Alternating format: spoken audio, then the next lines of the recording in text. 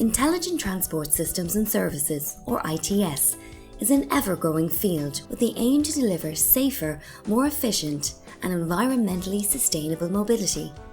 We asked a few stakeholders to express their thoughts on ITS. A few years ago I would have said the S was really important to distinguish ITS from IT, but now I think the T is really important. ITS is not about servers and cables and routers. I think we focus a lot on traffic, whereas I think we really need to start thinking about transport and full multimodal behaviour to help people make journeys. So I think we can all see that our cities are becoming gummed up.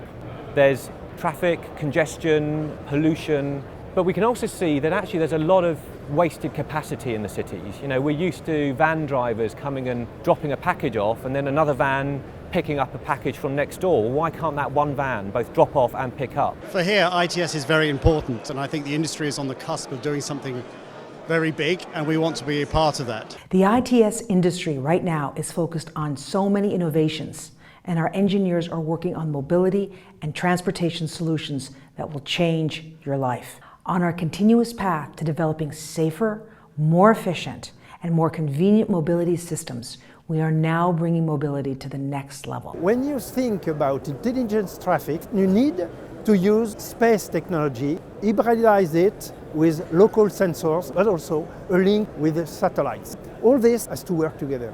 Everybody knows that when you are in a car, time to time, you have a problem with your GPS. You are not exactly on the right road. That's why when you put this integrating signal inside all the information, you may know it could have a problem. So you can use another sensor. That's very important. There's a huge amount of efficiency that can be created because we can't just keep investing and building new infrastructure. We have to do it in a more efficient and effective way. But this is a hugely exciting and fast-moving area. You've got a lot of intelligent users.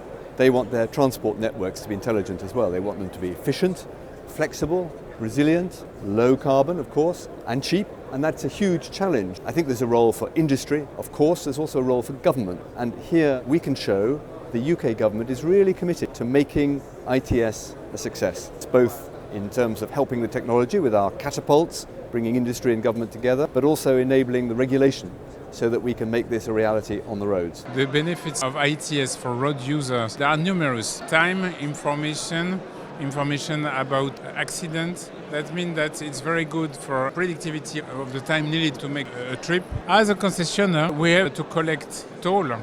And if we want to develop the acceptance of the toll system, we have to develop services in order to develop the satisfaction of our client. That's one of the reasons why the concessionaires are the most proactive in investing in ITS on their motorways. Within ERTICO we see three major trends. Mobility as a service. The second trend which we see is electromobility. And the third trend is automation. It's one of the most important topics and one of the most important drivers also of ITS. We know that the business case of intelligent transport systems is so important that deployment will happen, but we have to do it right. This is the main goal of the ERTICO partnership, deployment of intelligent transport systems to make mobility safer, more environmentally friendly and more user-friendly.